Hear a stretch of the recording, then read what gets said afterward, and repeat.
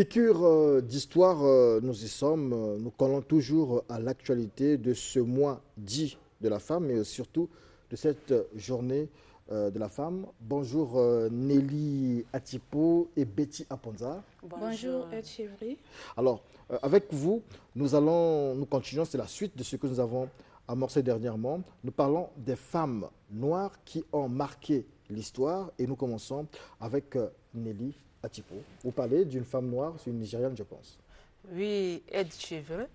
Je vais parler d'une femme noire au nom de Funmilayo Ransome Kuti, qui est pour les Nigérians une icône de la lutte anticolonialisme et du militantisme féminin.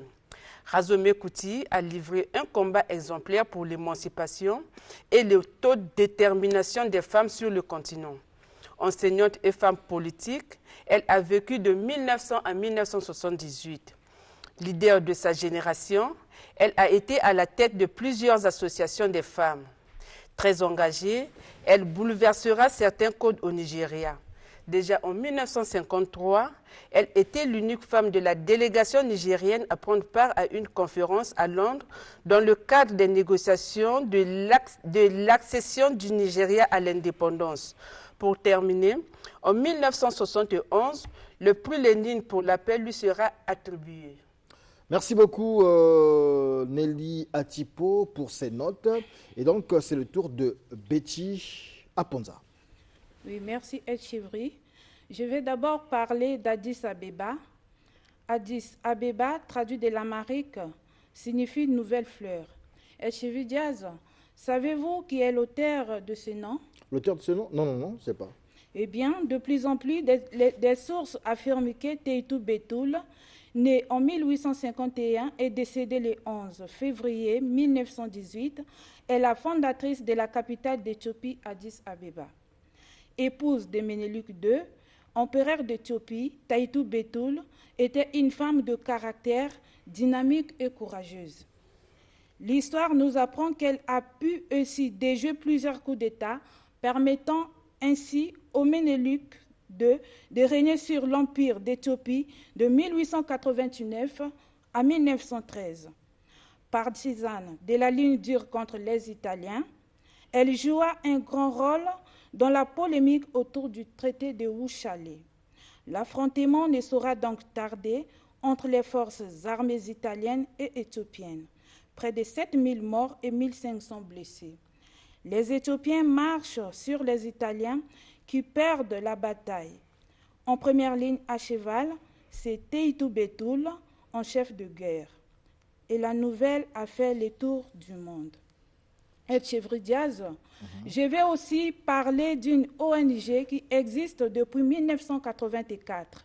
Cette ONG lutte pour promouvoir l'action sociale dans différents domaines tels que la santé, le développement, l'éducation et même la formation professionnelle. Depuis 1997, ces missions ont été plutôt réorientées principalement vers la petite enfance, les femmes et les personnes du troisième âge. Il s'agit de la Fondation Congo Assistance, créée par celle qui en est la présidente, Antoinette Sassou Nguesso.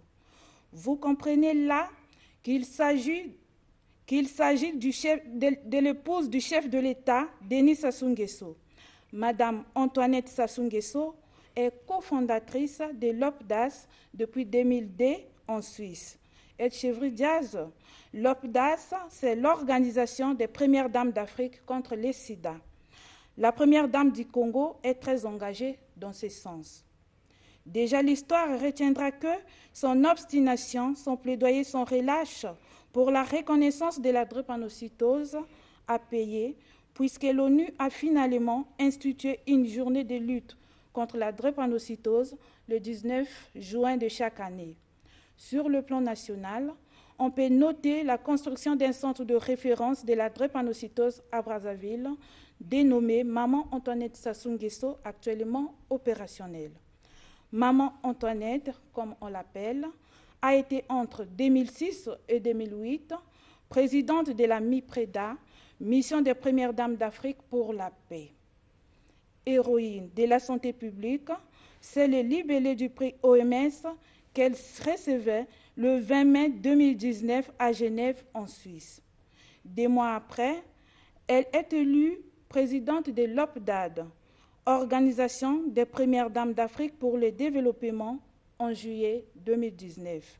Voilà, c'est par Mme Sassou Neti-Bota Luemba que nous bouclons la liste des femmes noires qui ont marqué l'histoire pour ce dimanche.